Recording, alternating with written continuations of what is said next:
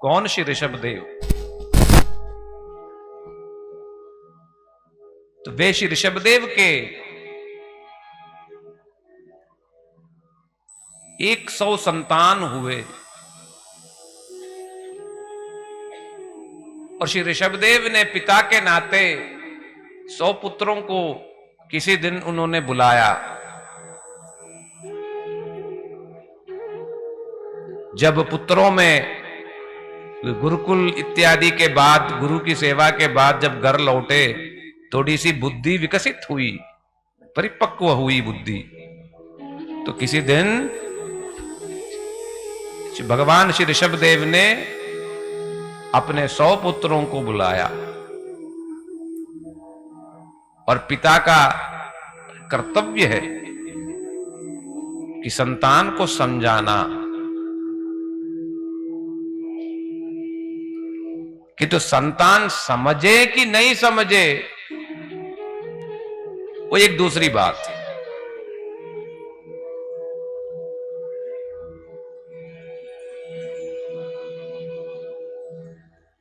वो एक दूसरी बात है। तो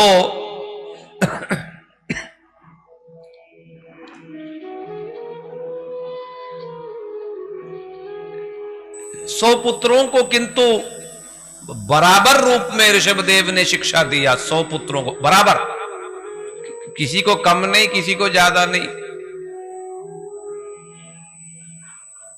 और भागवत की ये शिक्षाएं बहुत ही मुख्य है, बहुत ही सुंदर भी है। तो ऋषभदेव ने कहा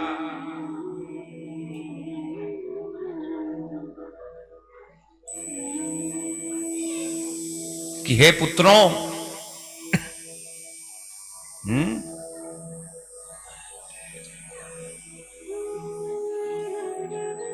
ये जो मानव शरीर तुम लोगों को मिला है, ये मानव शरीर केवल खाने पीने, शादी करने, संतान उत्पन्न करने, पैसा इकट्ठा करने, बूढ़े होने, मर जाने के लिए ही नहीं है। नायम देहो देहिनाम, नायम देहो देहिनाम न रहते बिड़बुझाम ये, कष्टान कामा न रहते बिड़बुझाम ये, तपो दिव्यम पुत्र का ये न सत्वम शुद्धेत, यस्मात् ब्रह्म सौख्यम तु अनंतम। तो पिता ने समझाया, ये छोटी छोटी जो सुख है, ये सुख के लिए मानव शरीर नहीं है। वो सुख तो तुम्हें पशु योनि में भी मिलेगा, उल्टा ज्यादा मिलेगा, बिना कोई बाधा के, व्यवधान के, लगातार मिलेगा। किंतु ये मानव शरीर ऐसी छोटी सुख के पीछे भागने के लिए नहीं है। तो किसके लिए है? ब्रह्म सौख्यम तो अनंतम, ये अनंत काल नित्य सुख के लिए ये मानव शरीर है। कि तू कैसे मिलेगा? तपो दिव्यम, दिव्य तपस्या अर्थात भक्ति।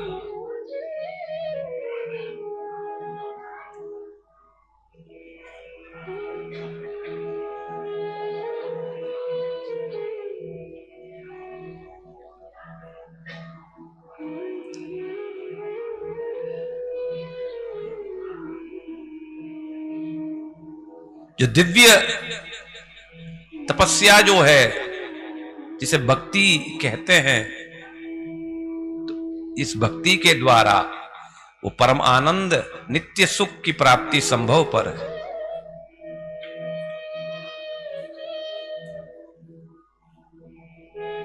ये मानव शरीर उस दिव्य सुख के लिए प्रयास करना चाहिए, ऐसी छोटी छोटी सुख के लिए नहीं।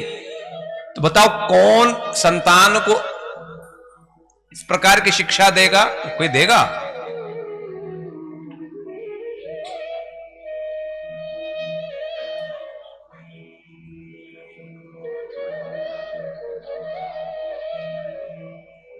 हम लोग शिक्षा क्या देते हैं?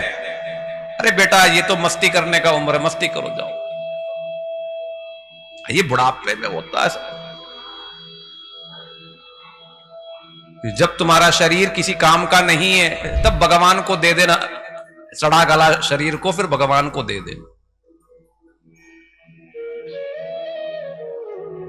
जब सब ठीक है तब दुनियादारी दुनिया वालों को देना, और जब दुनिया वाले कर देंगे रिजेक्ट तो तब फिर भगवान को देना। ये संसार की विषयी लोगों की शिक्षा है। किंतु भगवान ऋषभदेव भागवतम में क्या कह रहे हैं? बेटा ये मानव शरीर इन छोटी छोटी सुख के लिए नहीं है, खाओ पियो मरो इन चीजों के लिए नहीं है। ये मानव शरीर से तुम्हें सबसे श्रेष्ठ संपत्ति मिल सकती है। तुम यदि उसके लिए प्रयास किया तो तुम्हें जरूर मिलेगा। तो बस खाने पीने तक मत रह जाना।